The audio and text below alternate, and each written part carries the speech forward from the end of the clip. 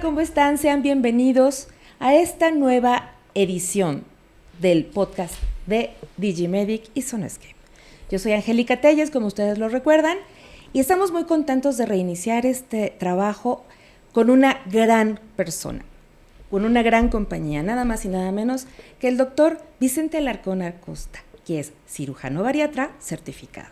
Entonces, el día de hoy vamos a conocer un poquito más de él, vamos a conocer la parte más personal y obviamente toda esta parte tecnológica e investigación y todas estas cosas que nos encantan a los doctores. Pero quédense con nosotros hasta el final para que puedan conocer un poquito más de esta gran persona.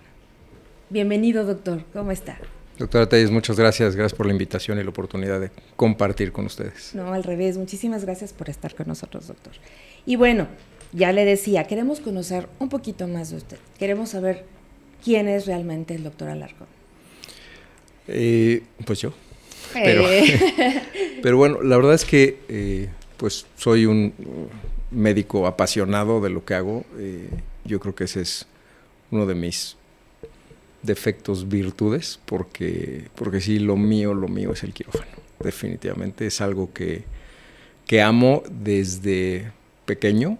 Y hay una anécdota ahí bastante curiosa porque mi mamá se preocupaba porque yo agarraba animalitos desde una lagartija hasta después, ya que me regalaron un rifle de diabolos, mataba un pajarito, lo bajaba, digamos, que es como le decíamos, y lo abría, pero no como con malicia, sino con esa curiosidad que me daba el poder entender qué tenían los animales por dentro.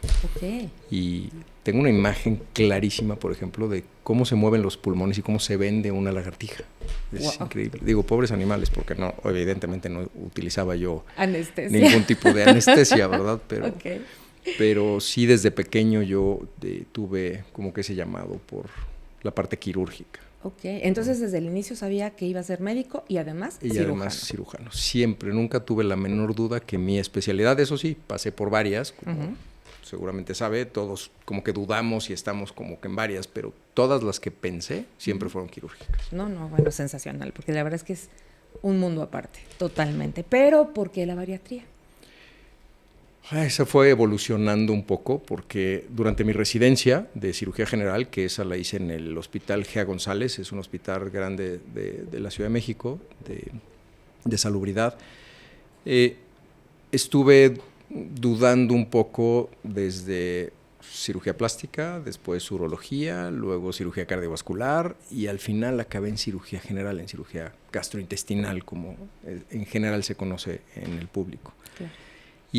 Y eso fue gracias a la tecnología, porque durante mi residencia ya había llegado la laparoscopía a México. Estaba todavía en pañales comparado con lo que tenemos ahora, ¿no? Pero definitivamente fue un juguete que me fascinó. O sea, el estar jugando Nintendo, que es como yo lo describo, porque en algún momento, mucho después, ya en mi práctica profesional privada, hace tiempo, un señor ya grande me dijo que ya había visto a otro médico, un cirujano militar muy famoso, que tenía, muy exitoso, muy bueno, por cierto, que después tuve la oportunidad de compartir mesas de discusión en congresos y demás, que eso como que me llenó de orgullo después. Pero con ese paciente me preguntó, a ver, ¿por qué me operaría con usted y no con el doctor X? Le dije, mira, el doctor X es muy bueno, sin duda, muy reconocido, pero él aprendió cirugía laparoscópica, la cirugía de mínima invasión, ya que era cirujano. Okay. Yo jugué Nintendo desde niño y aprendí laparoscopía en mi aprendizaje de cirugía. En su formación. Durante mi formación. Entonces creo que eso sí me daba una cierta ventaja, por lo menos en mi cabeza. Y convencí al paciente. Bueno, se convenció, ¿no? Claro. Con eso y se acabó operando conmigo. Pero a lo que voy con todo esto es que la tecnología creo que ha cambiado la manera en que podemos tratar a los pacientes. Wow, qué impresionante. Pero bueno, ya nos dijo una gran clave, por qué esta pasión para el quirófano. Pero lo que nos ha contado, casado, viudo, soltero, divorciado. Divorciado con 3 hijos. Con 3 hijos. Sí. ¿Y los 3 médicos? Dinosaurios, que les digo. No, todavía les falta años. No, mi hijo mayor tiene 15 años. Ay, qué chiquita. Le sigue mi corazón, como le digo, que tiene 13 años, una niña. Ajá. Y luego mi pequeño de 12. No, son chiquititos, todavía les falta. Todavía les falta que usted los enamore también de esta rama. Definitivamente, si hay algo que quiero que no hagan, es estudiar medicina. Oh, bueno. Ya, en otro momento les platico por qué. Ok, muy bien. Ya no digo más entonces. ¿Y en dónde estudió medicina, doctor? Medicina la estudié en la Universidad de Anáhuac, del norte, de aquí de la Ciudad de México. De ahí me fui al Hospital G.A. González a hacer la especialidad. Luego hice un posgrado en cirugía laparoscópica en Estados Unidos, en Texas. Después me fui a Miami a hacer algo de cirugía de mama. Después regresé y tuve la oportunidad me gané una beca para irme a Japón a estudiar cirugía gástrica. Okay. Y a mi regreso, todavía creo que 1 o 2 años después de que ya había regresado, ya estaba yo incluso trabajando en el hospital de manera privada. 2 años después empecé la especialidad en endoscopia gastrointestinal en el hospital militar. Ok, muy bien. Y de ahí me fui a hacer cirugía bariátrica a Brasil. Y luego pues ya me puse a trabajar porque... Sí, tanto estudiar tampoco es. Sí. No, muy bien, mi doctor. Y bueno, y ya nos escribía usted acerca de la evolución que ha notado en la tecnología.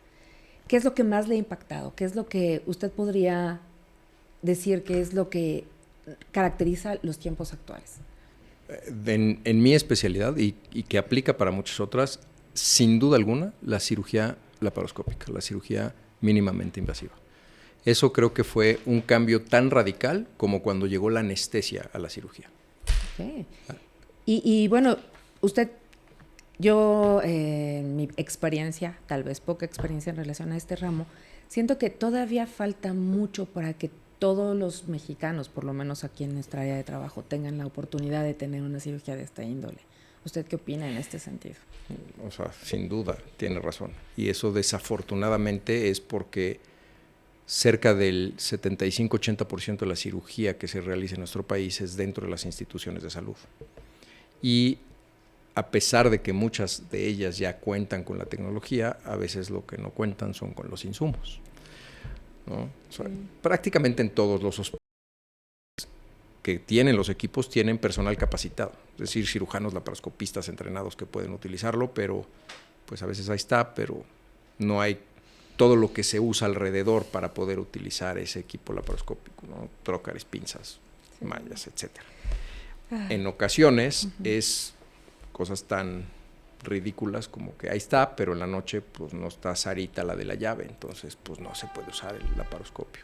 Oh, bueno. No, en definitiva creo que sí estamos en pañales en este rubro, y no nada más en esto, sino en otras muchas cosas más. Pero bueno, lo importante es que usted puede contar con ello, y obviamente si alguien pretende una cirugía de esta índole se puede acercar a usted para que lo asesore y que le recomiende qué es lo mejor para ellos. Con definitivamente es muy importante para la gente que nos está escuchando saber con quién pueden contar, ¿no? Claro. Y además la pasión que usted le impregna a su trabajo se contagia. Entonces esto es interesante. Y bueno, ¿usted cree que esta tecnología en algún momento dado, cuando pueda ser más al alcance de todos, porque al final del día creo que sería muy interesante que todos lo pudieran conocer, porque les alcanza para pagarlo? No sé qué tan factible es que cualquier persona pueda pagar una cirugía mínimamente invasiva. A ver, definitivamente sí hay un incremento en el costo del mismo procedimiento. Hablemos de la vesícula biliar, que es uno de los principales o los más realizados en nuestro país.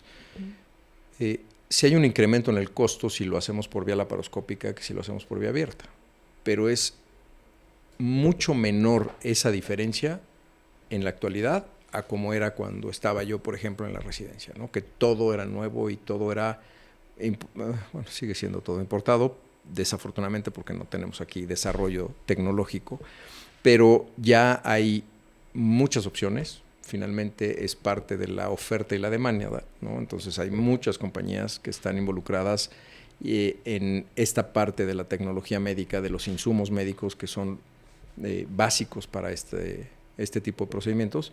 Entonces, con eso, pues han en la competencia que existe, pues han ido mejorando las tecnologías y haciéndose más accesibles, ¿no? Entonces, sí hay una diferencia. En la actualidad no es tan grande. Desafortunadamente para muchas personas es que no, como te digo, en el sector salud no se cuenta, a veces ni siquiera con la tecnología, eso también es cierto. Y en las sedes en donde se cuenta, pues no se cuenta con lo que mencionábamos, que son los insumos. Los insumos que al final del día también son muy importantes. Doctor, yo sé que usted tiene una asociación.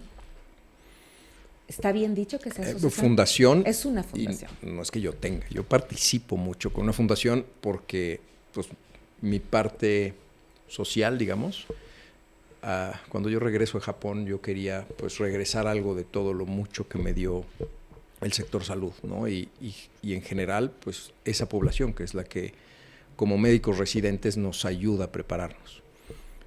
Siempre obviamente con profesores, ¿no? Certificados, calificados y que son los que nos van guiando y llevando la mano mientras estamos aprendiendo. Pero no dejo de reconocer que es parte de la confianza que tienen los pacientes depositada en nosotros como médicos en formación. Problemas políticos como en todo.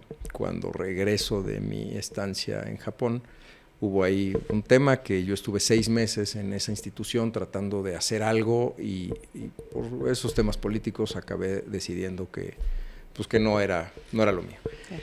Y con un profesor que tuve del internado, un cirujano, también muy, muy bueno, muy apasionado, sobre todo en esta parte del altruismo y la ayuda a los demás, empezó un programa de cirugía extramuros para ir a su ciudad natal, que era en Arriaga, en Chiapas. Okay. Su abuelo, me parece, o tatarabuelo, había sido el fundador de la ciudad. Impresionante. O sea, entonces teníamos todo para poder hacerlo. El Hospital General, que era un hospital muy pequeño, pero lo cerraban literalmente durante una semana para nosotros y llegamos a operar en ese lugar a más de 180 cirugías en una sola semana. Wow. Entonces, la verdad es que era una parte increíble. Tenemos muchísimas anécdotas de todas esas campañas, sobre todo del inicio, ¿no? Porque no había ni esta carretera que hay para llegar en la actualidad y era una carretera muy... De terracería.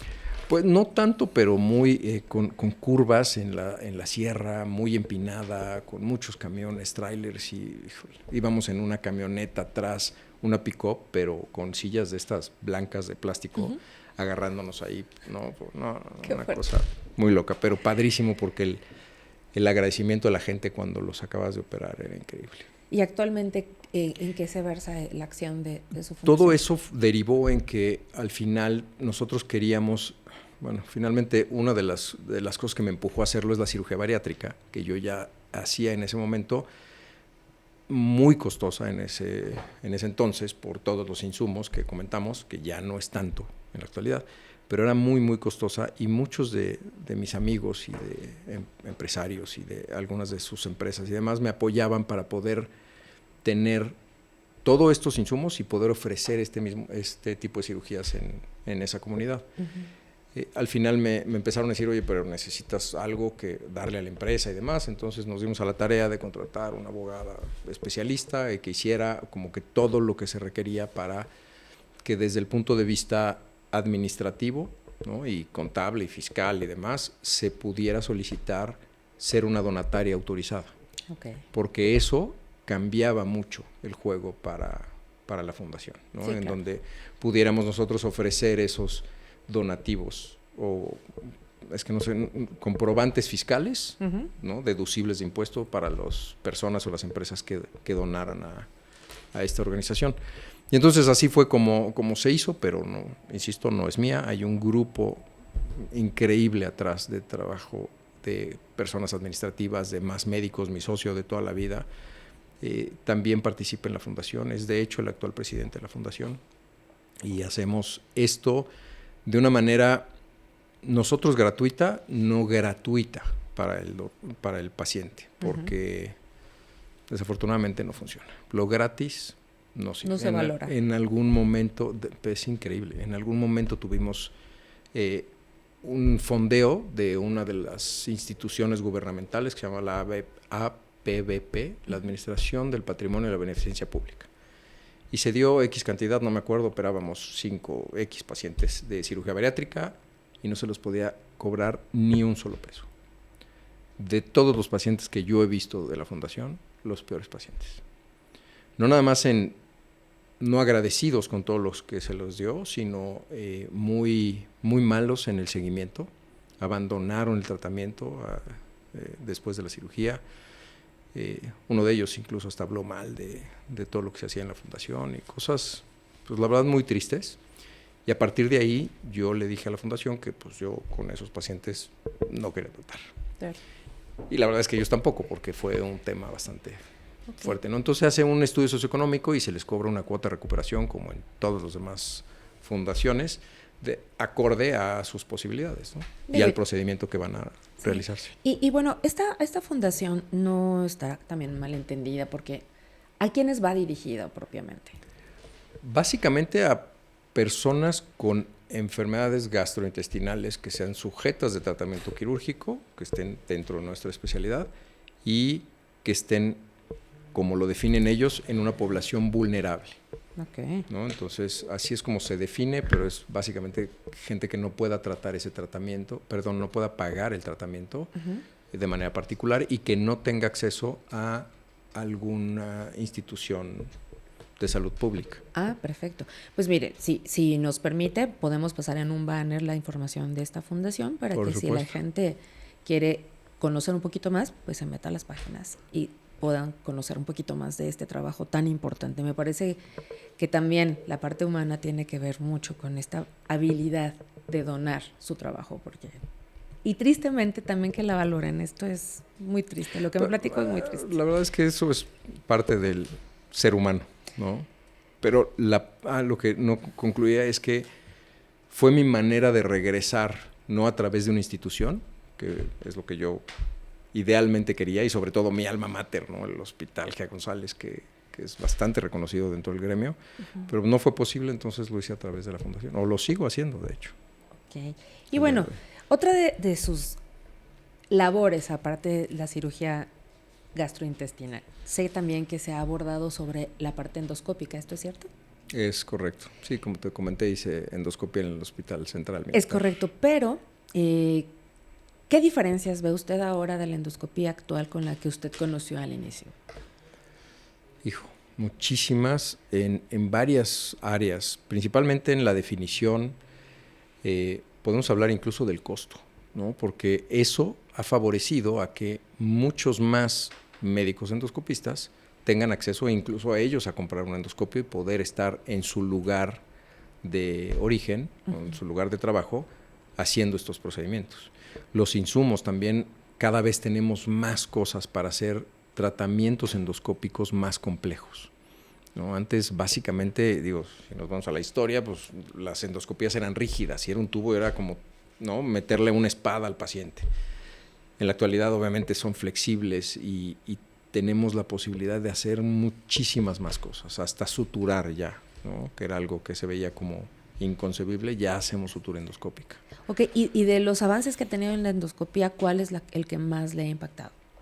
Yo creo que la sutura. Eso es lo que va a cambiar. Cuando se haga de una manera accesible, porque sigue siendo muy caro ese insumo, pero creo que es parte de la evolución de toda la tecnología. Cuando se haga más accesible, va a ser algo que va a cambiar radicalmente todo lo que podamos hacer en los procedimientos endoscópicos. ¿Y cuál de todas las patologías usted cree que tenga más impacto con el uso de la endoscopia? La bariatría. La cirugía bariátrica, sin duda, y es lo que es ahorita en la actualidad un boom, lo que se denomina la manga endoscópica. Es un procedimiento que trata de semejar el cambio anatómico de la cirugía bariátrica, de la manga gástrica, pero por vía endoscópica. Wow. Esa es una. Y la otra, el tratamiento de las complicaciones para poder cerrar fístulas de manera temprana con esa sutura y evitar un nuevo procedimiento quirúrgico, o de las otras que son la reganancia de peso en pacientes que tuvieron, por ejemplo, un bypass gástrico, que se les abre esa anastomosis del estómago con el intestino.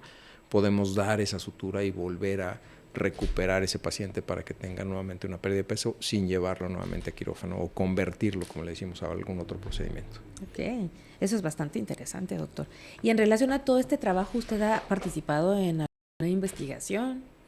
¿Da clases? De suturas no, sí doy mucho. Tengo pues esa parte académica que también, yo creo que al principio un poquito forzado por mi socio, que es muy, muy académico, pero tenemos un curso de grapeo quirúrgico, por ejemplo, en la Asociación Mexicana de Cirugía Endoscópica, que lo hemos dado por los últimos, creo que 13, 15 años, no me acuerdo. Entonces, eso es parte de, ¿no? Pero con algunas compañías también hemos participado en el poder darle este beneficio a los residentes, a esos médicos ya graduados que están en preparación en su especialidad, para conocer todas estas tecnologías y que no salgan de sus hospitales, que en algunos de ellos no tienen, como ya lo comentamos, la tecnología, entonces lo tienen que aprender a usar después de, y eso es mucho más complejo y peligroso. Lo que usted decía, además.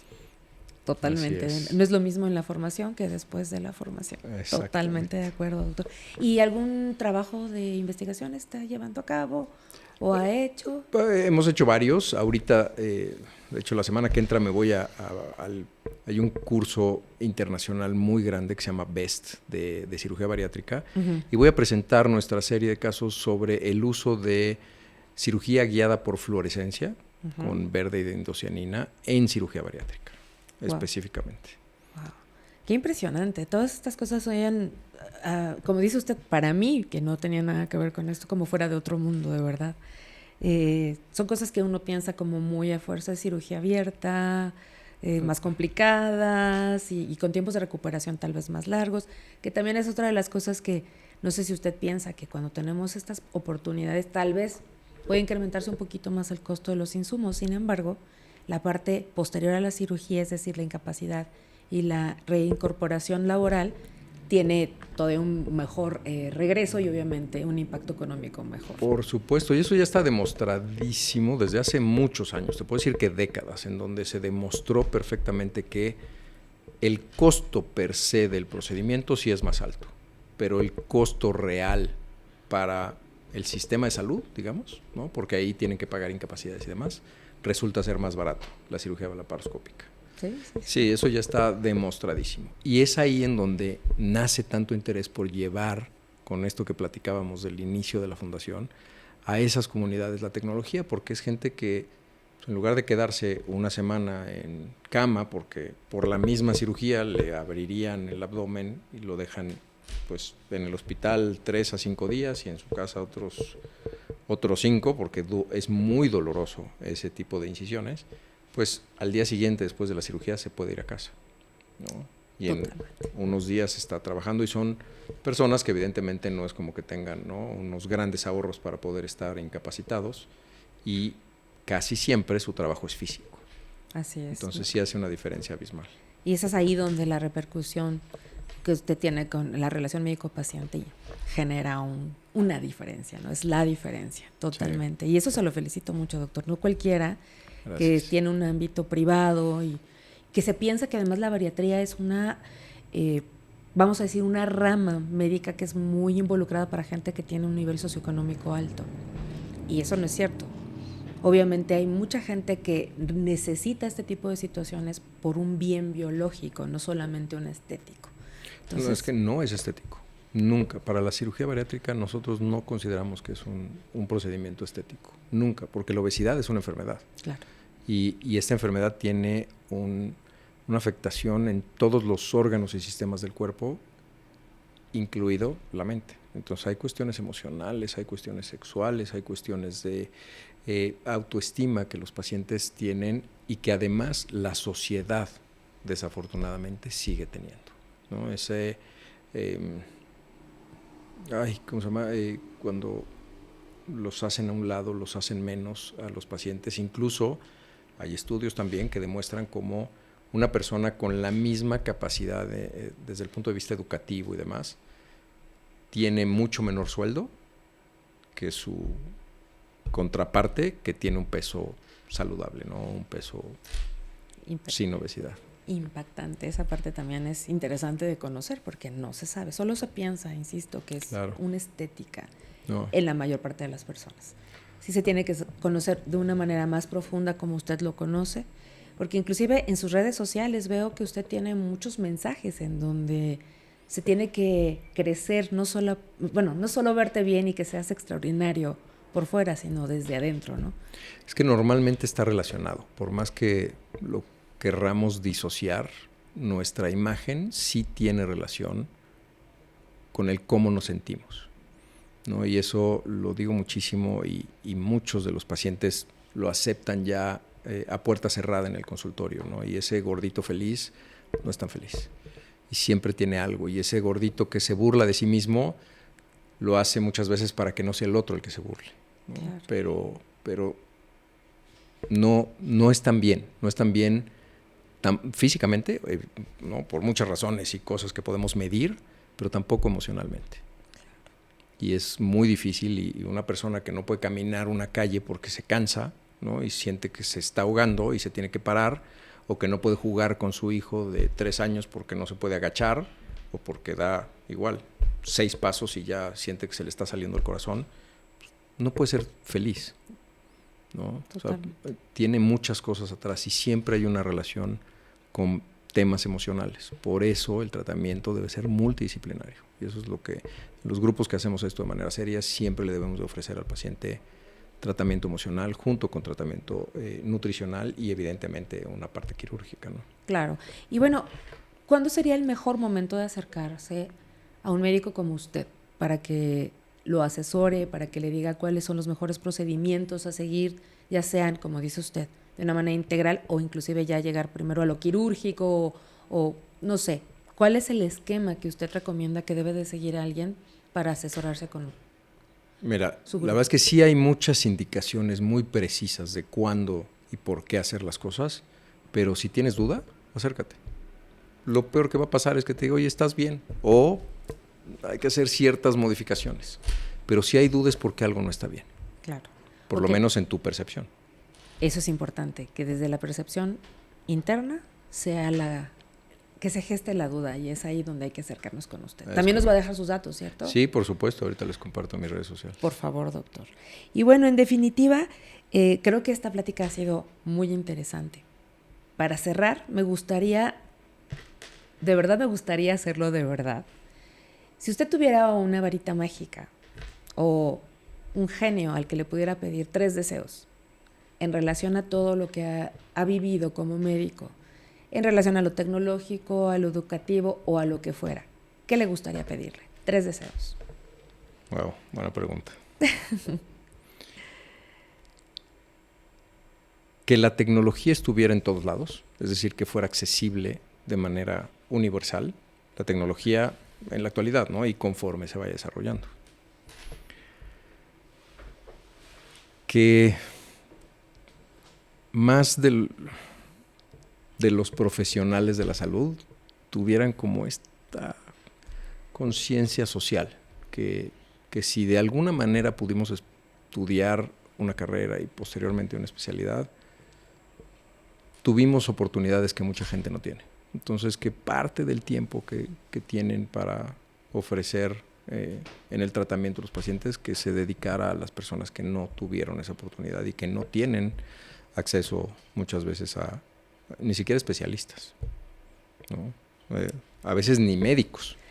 Y si seguimos siendo una población, además muy creyente de esta, medicina alternativa, que, aclaro, no estoy en contra de toda esta medicina alternativa, pero hay mucha charlatanería ahí alrededor. Totalmente, ¿no? Cierto. Y gente que desafortunadamente por esta necesidad cree en estas cosas y le venden la idea. Y obviamente es un tratamiento infinitamente más barato, bueno, tratamiento entre comillas, para los que no vieron, hice la señal con los dedos, pero un tratamiento donde los operan de la vesícula y le sacan algo, ¿no? Y es pues un hígado de pollo ensangrentado, una cosa así, y pues ya le quitó la vesícula. Le salió más barato que una cirugía. Claro. Pero sigue existiendo eso en nuestro país, aunque nos parezca inverosímil. Sí, es cierto, me consta de las cirugías espirituales que les hacen de repente. ¿Me falta un deseo, Doc? Y el último deseo. Órale, esa no venía yo preparado desde el punto de vista. ¿Y qué será? de todo esto es que es tecnología, que es recurso material, los recursos humanos. Y bueno, que tanto políticos como empresarios tuvieran una visión más humana pero es que no nada más humana, sino también hasta el punto de vista económico, de entender cómo el ayudar a las personas a mejorar en muchas áreas de la salud, que no es tan difícil, les beneficiaría mucho.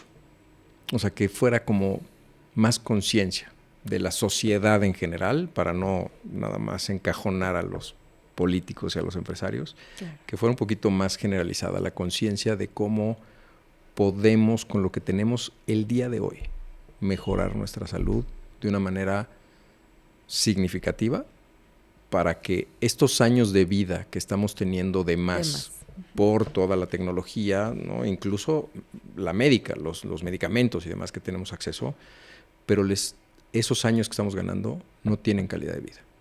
Y son cosas que son bastante sencillas de obtener y a veces gratuitas, pero no hay conciencia. Es correcto. Entonces, ese es mi tercer deseo, definitivamente. Muy bien, mi doctor. Bueno, pues yo disfruté muchísimo esta entrevista, doctor. Gracias por participar en este nuevo podcast de Digimedic y Sonoscape. Y ojalá en algún momento todo esto que usted desea pueda ser factible y patente para todos. Estoy seguro que sí. Por lo menos sabemos muchos trabajando para que así suceda. Muchísimas gracias, doctor. A usted. Un placer tenerlo con nosotros. Igual, buenas tardes.